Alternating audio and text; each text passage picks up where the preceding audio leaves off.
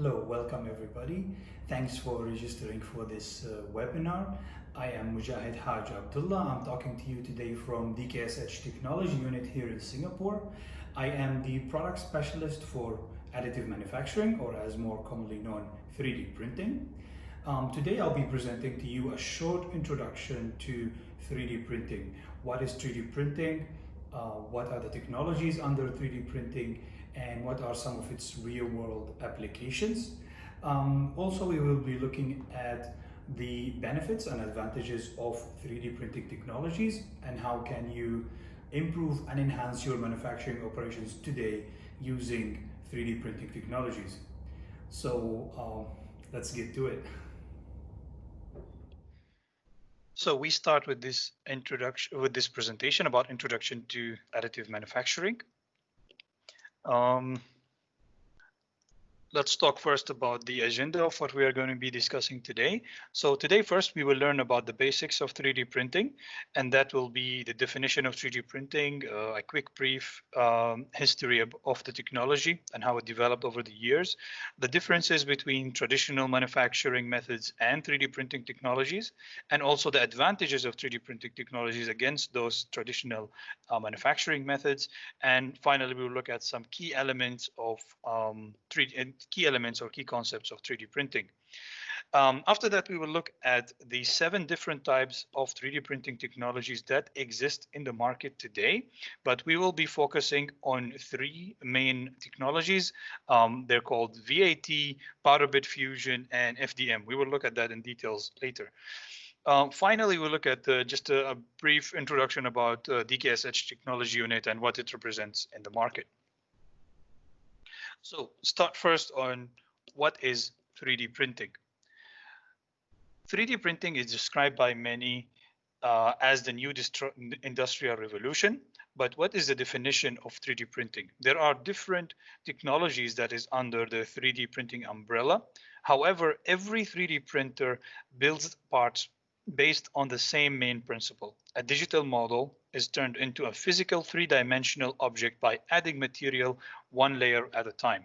This is where the alternative term additive manufacturing comes from. Because parts are grown layer by layer with nearly no limit on geometry of part, that is why the complexity is free in 3D printing. Adding features to your design does not cost more when manufacturing with 3D printing. Now that we have learned about the definition of additive manufacturing, let's have a quick look at the history of the technology. So 3D printing has been around for more than 30 years now. However, it has evolved and improved since then to become more affordable and even production ready in some cases. It all started with the first SLA printer in 1986, which was invented by Chuck Hull, the founder of 3D Systems. This was followed by first SLS printer in 1988, and later with the patenting by Stratasys of FDM technology in 1992. Then 3D printing entered the realm of biology research using a technology called bioprinting, which resulted in the first 3D printed kidney in the year 2000. Fast forward, HP announced production-ready 3D printers in 2016, what they call MJF technology, which revolutionized 3D printing and made it ready for production environments. And now, more recently, we see 3D printing in various industries. For example, the first 3D printed house was delivered in 2018. Now that we have in 2018.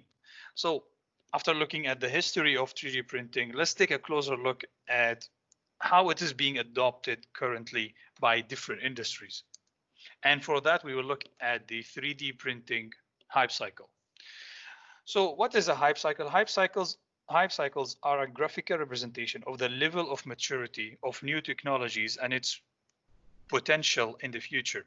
Each technology goes through 5 stages of development and acceptance by the mainstream. So those 5 stages are innovation trigger, peak of inflated expectations, trough of disillusionment, slope of enlightenment, and of course, finally, the plateau of creativity. Now, from this graph here, you can see that different industries are at different stages of adopting 3D printing. For example, classroom 3D printing is at the peak of overinflated expectation stage. That is because schools see huge potential for 3D printing in education, but it has not been well defined yet in terms of objectives. On the other hand, you can also see 3D printing in tooling, jigs, and fixtures industry is starting at the early stages of slope of enlightenment, where very defined applications are being developed for the market to capitalize on. Other industries such as automotive is further ahead on the slope of enlightenment and close to plateau of productivity because applications have already been developed and tested and are being applied to mass manufacturing at the moment. Now, finally, there are some industries that are already at the plateau of productivity stage, and those industries are the prototyping. So prototyping is one of the earliest applications for 3D printing. So now that we have looked at the different industries and how they have adopted 3D printing, let's take a closer look at how the technology itself works. So 3D printing goes through three basic processes. Stage one will be the digital design. The part geometry has to be obtained in a digital format. This can be done either through CAD design software or reverse engineering, also known as 3D scanning. Now, after we have obtained the digital model, we go into stage two, which is the printing. In this stage, the technology of 3D printing will be decided. So are we going to be using SLA, FDM, or SLS? After the printer is decided, the user has to determine the material type.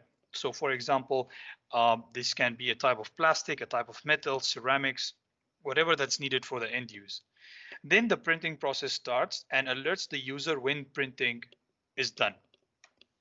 Once the printing is done, we enter into the last and final stage, which is called the post-processing stage. This is usually the last stage of 3D printing, as parts might require further work to reach final product quality. This post-processing can be basic sanding, or it can be a more complicated treatment such as heat treatments or UV curing. So now we know how the 3D printing technology works in a simple format. Let's look at how it compares to different manufacturing technologies, the traditional ones. Now, subtractive manufacturing is a traditional manufacturing technology. Let's look at the differences between additive and subtractive methods in this slide. Subtractive processes, they are defined, they create a product by removing sections from a block of material. So it is starting from something unformed to making something specific. Now, the disadvantages of using subtractive methods are it generates a lot of waste through the excess removed material. They also have complicated toolpath definitions they need complicated toolpath definition by an experienced user. They also have some limitation on design capabilities. So some geometries cannot be achieved with CNC. On the other hand, additive methods create a product through adding materials to the object layer by layer until printing is finished. So it is starting from nothing to make something specific. So what are the advantages of that? The utilization of the material is very environmentally friendly way, and it's very efficient. It is also an automated manufacturing process, which improves the efficiency, the overall efficiency of the manufacturing process. Also, 3D printing allows for maximum design complexity with very little limits on the part's final geometry. Basically, any geometry can be 3D printed. So in short, 3D printing as an additive process, it allows for complex, more efficient, and automated manufacturing. Now, let's look at another type of traditional manufacturing, in this case, formative manufacturing. Now, formative manufacturing creates a product by heating the molding material until it can flow, and then it will be injected into a mold, also known as, so this process is also known as injection molding. Molds are good at producing large quantities of identical parts.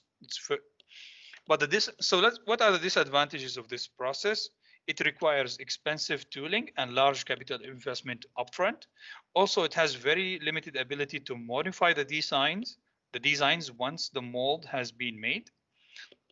And finally, this process has some limits on design capability or the geometry of the design. Now, on the other hand, additive manufacturing method, as we defined earlier, it will create a part by adding layers on top of each other. Now, the additive manufacturing process will allow for customization and low to mid volume manufacturing. What are the advantages of additive manufacturing in this case? Additive manufacturing does not require tooling. So this allows for a low to mid volume production at very short lead times. Also, it allows for customization of parts. Each part can be a unique design. The parts do not have to be identical, the final product. Also, it allows for complex and intricate designs. As we said, 3D printing allows for limitless design in terms of geometry. In short, 3D printing by additive process will allow complex design, more customizable designs, and also toolless manufacturing. Now let's look at how 3D printing compares to other manufacturing technologies.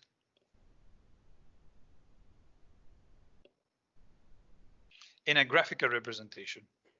So let's look here at the manufacturing technologies at a graph. And this graph considers 3 manufacturing technologies based on the level of complexity of the part and the quantity being produced of that part. So you can see from the graph that 3D printing will always win on complexity of design. So originally 3D printing was used in parts that are high in complexity but are low in volumes. Basically, it's for parts that use for testing or sometimes prototyping. On the other hand, you see injection molding will win on productivity and it also can achieve a fair design complexity features. So it is used for big volume manufacturing in the millions of parts, but it cannot be used for mid to low volume manufacturing as the cost of the tooling alone will be very high. The last technology that we can look at here is CNC, and it is limited as well in terms of design complexity, and it cannot be as productive as injection molding. So in this case, it can be used for low to mid-level production because it does not require any tooling. Now, more recently, 3D printing is able to compete with CNC on the number of parts that's being produced. So we're talking low to mid volume production. And that can be reduced while maintaining the complexity of the design that 3D printing can achieve. This is because we have new technologies such as MJF, which is aimed at production rather than just prototyping. So older technologies such as FDM, SLA, and SLS were aimed towards making one good quality part rather than a number of parts quickly. Now, MJF is helping us reach that production level. Now, why should people invest in a 3D printing? Now, benefits of 3D printing to companies will be we can separate into 3 here. First, 3D printing can reduce cost in a number of ways. Allows for more optimized design. It eliminates logistical steps by flattening the manufacturing process. So here we'll be using horizontal manufacturing compared to central manufacturing. Automated processes with little manual labor work will also optimize the manufacturing process and reduce cost. Now, also, it will increase productivity. How does 3D printing increase productivity? 3D printing shortens the production time by allowing toolless production. That's the first. The second, 3D printing can also be used to produce tooling faster than traditional methods. So even if a tooling is needed, 3D printing can produce it even faster. Finally, optimized designs made it possible by 3D printing multiple parts as one part to eliminate the need for assembly. So multiple parts are printed as just one piece, so no time is spent on assembling those parts. Now, finally, 3D printing will also drive profits for companies. And how is that? Because the only logical conclusion for reducing cost and increasing productivity is increased profits. 3D printing will produce optimized designs faster, and with automated processes is guaranteed to increase the bottom line for companies who utilize 3D printing. Now, in addition, businesses can capture new business opportunities not possible with traditional methods, especially for personalized designs and mass customization industries such as glasses, shoes, and dental market. Now that we are done with, let's look at some of the keywords of 3D printing, some key principles for 3D printing. Now, since 3D printing is a process that builds a part layer by layer, then it is important to understand the effect of the layer height onto the process. Now, if a bigger layer height is used, it will result in a faster print, but it will be less detailed, but less details can be captured in the final design. But if a smaller layer height is used in the printing process, the printing time will be much slower. It will take a longer time to print the part, but the final part will be much richer in details. So the user must make a judgment on the compromise between printing time and level of details. Also, some technologies in the market now can produce parts at exceptionally small layer heights while still maintaining competitive printing times. Now, another key aspect of 3D printing is the material being used for 3D printing. So we have three main different types of 3D printing materials. First is the liquid resins for VAT processes, and that can be polymers and wax material sometimes. Another type of material is filament. So filaments are used for FDM process. Filaments can be both polymers and also can be composites such as carbon fiber. Finally, the most common process is powder fusion, which uses powder as the raw materials. So these powders can be metal, it can be polymer, it can be a ceramic powder, are sometimes available on some specific machines. Now, what are the main applications that 3D printing goes into? 3D printing can be used in different ways, ranging from basic prototyping to products with novelty design that can be made using traditional methods. Also, some parts are being 3D printed to be used as an end-use product.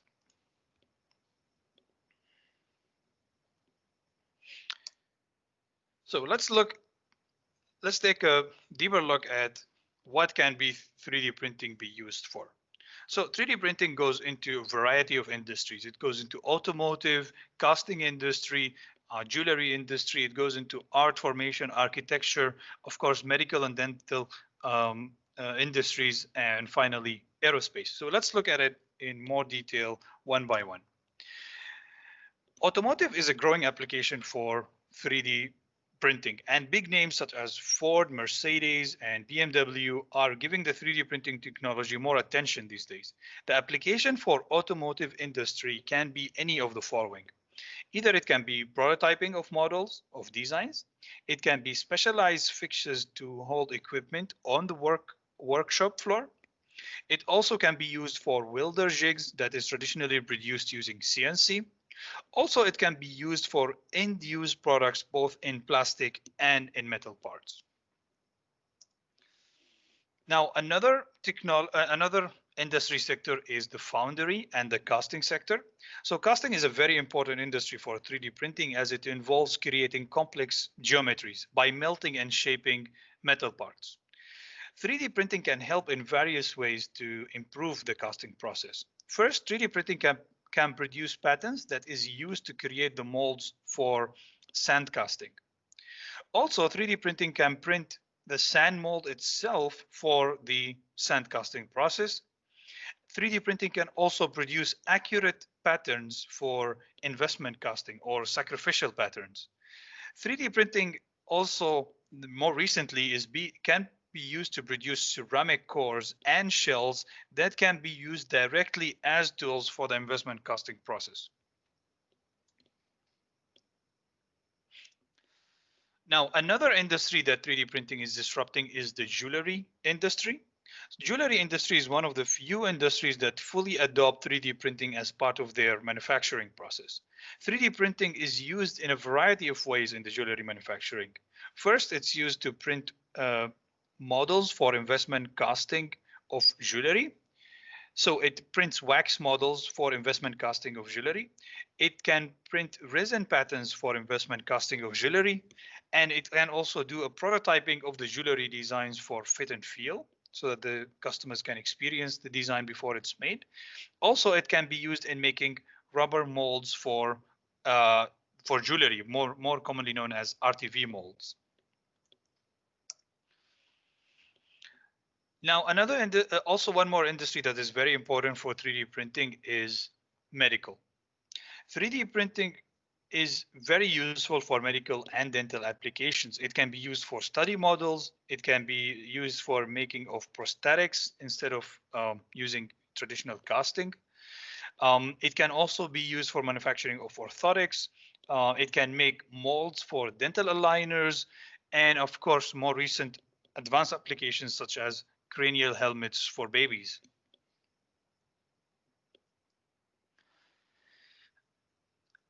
Now, of course, the 3D printing has always been part of the construction industry. It used to be used to manufacture architecture models for visualization. So small scale models are 3D printed to visualize the overall design. But now it's more involved. 3D printing is going more involved in the construction process itself by making precast concrete models.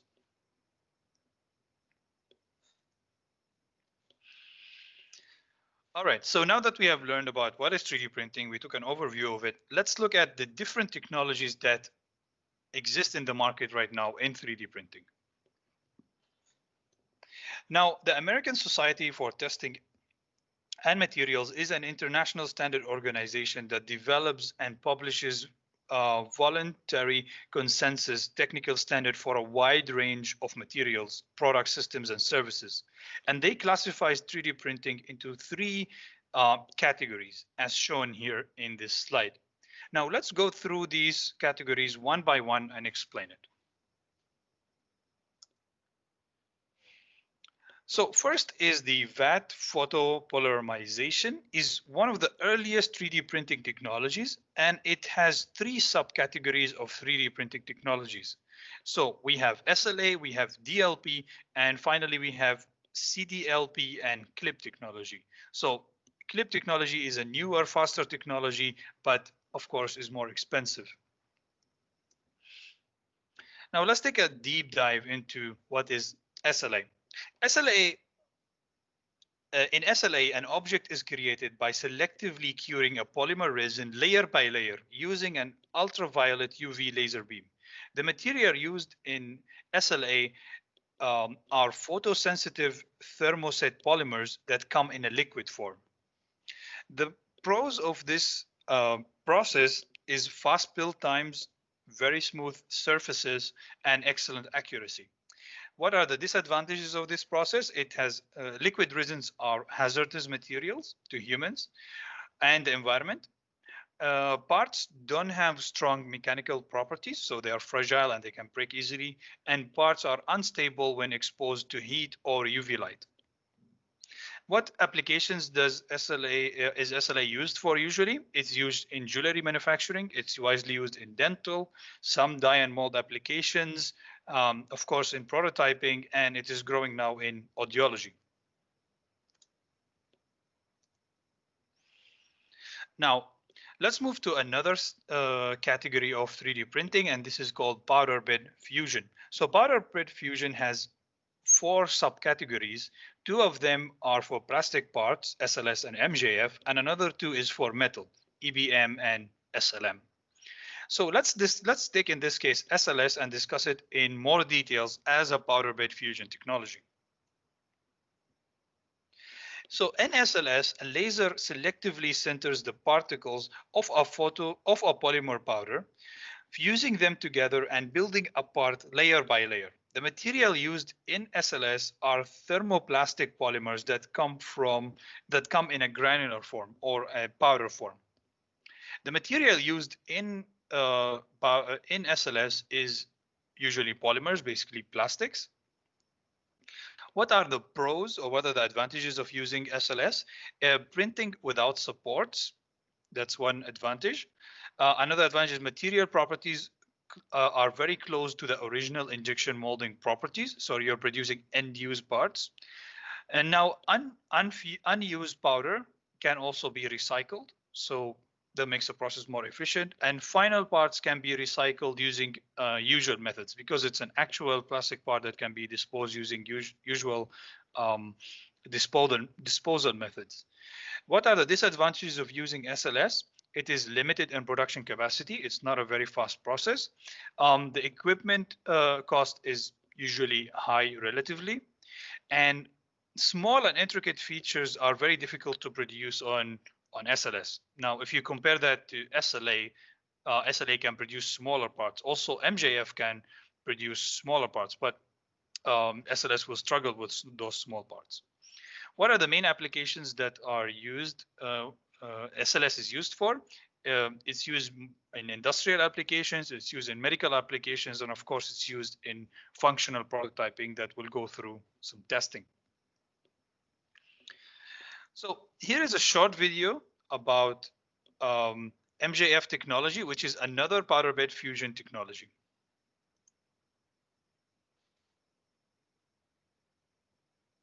Multi-jet fusion technology produces quality, functional parts at a production speed which is up to 10 times faster than today's competing products.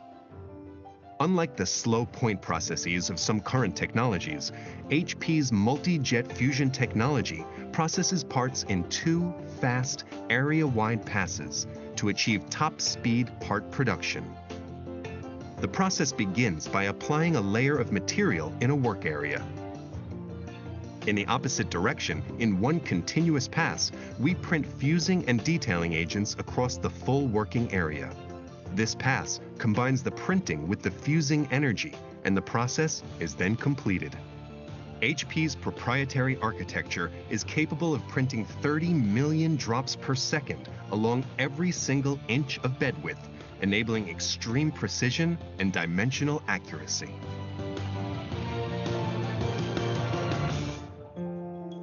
To produce truly functional parts, it's important to ensure that the material has been properly fused and that part edges are smooth and well-defined.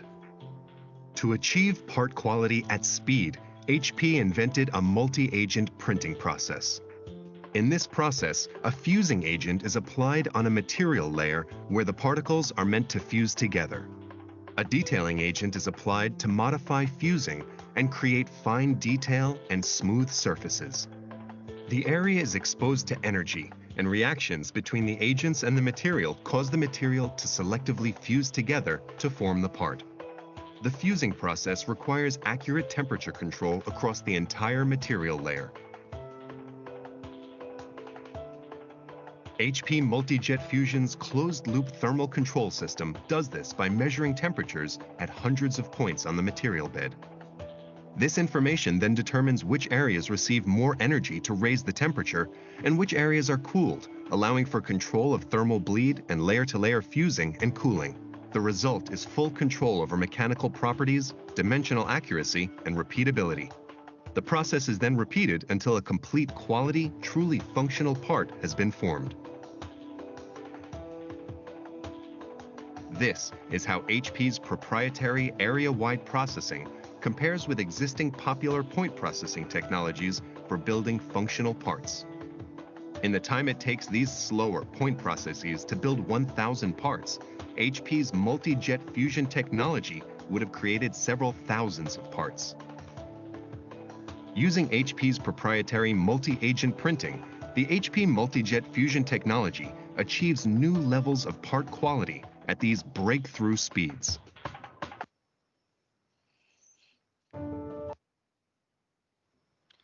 All right, now let's discuss more on what is MJF. So MJF technology solves the productivity problem that is previously associated with traditional SLS technology. So how does it address the productivity problem? So MJF is promising to be 10 times faster than existing technologies. MJF will be, how does it achieve that? It's by using an area-wide printing process compared to point processes, just like SLS when it uses lasers. Also, MJF is designed to be modular to allow for cooling builds while printing. So it's a factory-ready configuration. It's also more cost efficient because it costs half the operating cost of existing systems. How is that achieved? It's achieved by using efficient fusing agents compared to expensive laser modules. Also, the powder in MJF is 80% recyclable compared to 50 to 60% for SLS. Also, MJF brings a lot of advantages in terms of quality. Advanced print heads can print more accurate layers than lasers, allowing for tight tolerances. Also, it enhances layer to layer adhesion, resulting in isotropic properties. MJF parts are also water and airtight, allowing for hydraulic and pneumatic applications. And finally, MJF now can produce parts in full color, something that the other technologies cannot achieve at the moment. Now let's look at another technology category, which is material extrusion. In this case, we only have FDM technology. So FDM stands for fused deposition modeling, and it works by an object by building an object by selectively depositing melted materials in a predetermined path, layer by layer. The material used are thermoplastic polymers and come in a filament form. Now, the common material used is plastic like PLA, ABS, nylon, TPU. It also comes with composite materials such as carbon fiber, fiberglass, and Kevlar. Advantages of FDM printing is that it's a very simple process, so it's simplicity. Also, it has a variety of materials that's available for the printing, and also it's low maintenance and low material cost as well. The disadvantages of using FDM is that it's slower than other technologies such as DLP, SLA, or SLS. Also, it has very bad surface finish. It's very rough on the surface. And printed parts are always weak in the Z-axis, so it will never be an isotropic part. What are industries that FDM goes into? It's automotive, commercial, medical applications, aerospace, and some consumer products. Now, we have a short video about an FDM 3D printer by Big Rep. Every big idea starts with a question, a problem that needs to be solved, a passion to invent something new. We believe that through innovation and creativity, big ideas come to life. Introducing the Big Rep 1, a revolution in large-scale 3D printing. The One's award-winning design is rooted in uncompromising German engineering. Built with a capacity of over 1 cubic meter, the Big Rep 1 has the largest FDM build volume on the market. With the Big Rep 1, there's no need to scale down your original designs. Print objects quickly, reliably, and consistently. The open build design ensures that the user has the best possible view for monitoring quality from all angles. The 2 modular print heads allow for top flexibility when printing in 2 colors or with support materials. Their independent movement ensures a clean print result while changing between filaments. The print heads can be equipped with either 0.5, 1, or 2 millimeter nozzles. The 2 millimeter nozzle slashes build time. Whether you're producing a series of objects or designing a single product, Large-scale prints now build faster. An integrated control unit and touch panel allow you to monitor print time, change the speed, or even adjust the temperature of the print bed, all while the print is in progress. Ideate, design, print. Here at Big Rep, we're making big ideas a reality for everyone.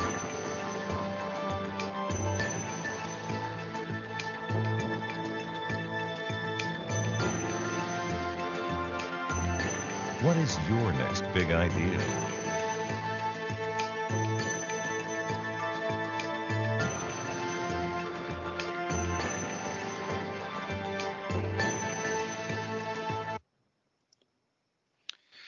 Okay, now that we have looked at FDM, let's look at a very quick view of the remaining 4 different categories of 3D printing.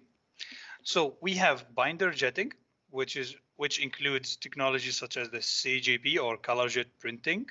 It can produce in color, but it's a very fragile parts. We also have another category called material jetting. This includes technologies such as material jetting, nanojet printing, and DoD printing. This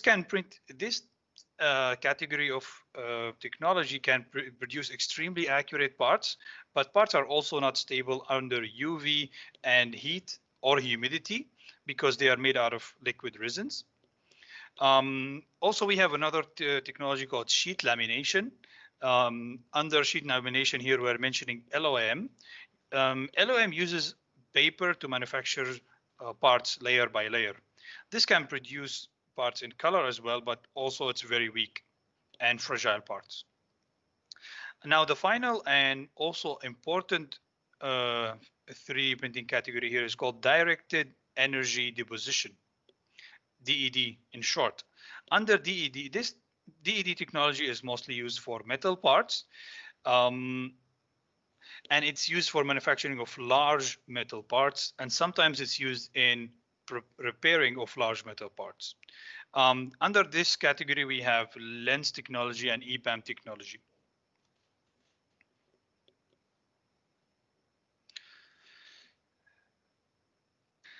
So now that we have looked at what is 3D printing, some of its applications, and the different technologies that exist in 3D printing, let's give a short introduction about who are we, who is DKSH, and what do we do in our regions.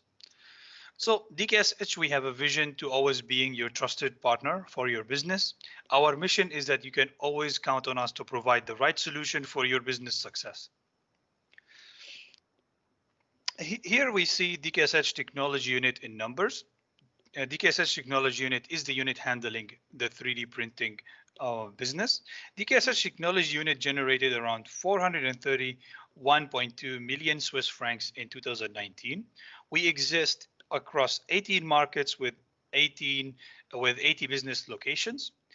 Technology Unit employs around 1,769 employees and has more than 500 service and application engineers.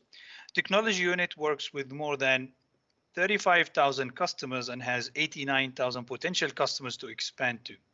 These customers come from 400 different industries. And of course, Technology Unit have also been in Asia for more than 150 years.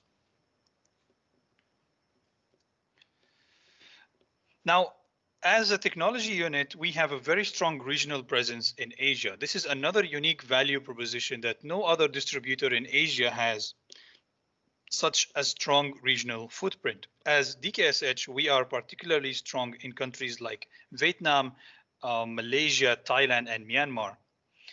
There is a strong collaboration between these countries to add value to our clients and customers. And of course, our code of conduct will ensure that there is strict confidentiality in case we distribute competing product or services in different countries. We do have a small sales operation in France and a business development teams in Switzerland. Beside that, it's only our business unit Performance Materials that has a full-fledged sales service network in Europe and the US.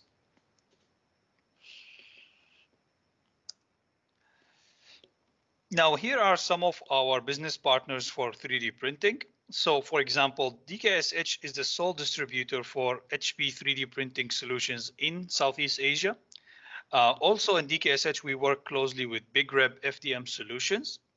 And for desktop solutions, we work with Ultimaker and Formlabs. Now, these are some of the contacts and resources you might need if you want to reach us. This is our website, www.dksh.com/3D printing. If you need anything, you can contact me at the following email address, and here's my phone number as well if you need to reach out to me if you have any inquiries regarding 3D printing. Now we go to the Q&A session. Please reach out to us if you have any questions regarding 3D printing, or you have any particular inquiries about 3D printing or case studies that we can assist you with. Thanks for your attention, and looking forward for your questions. So that's about all the 3D printing information I could squeeze within this short introduction.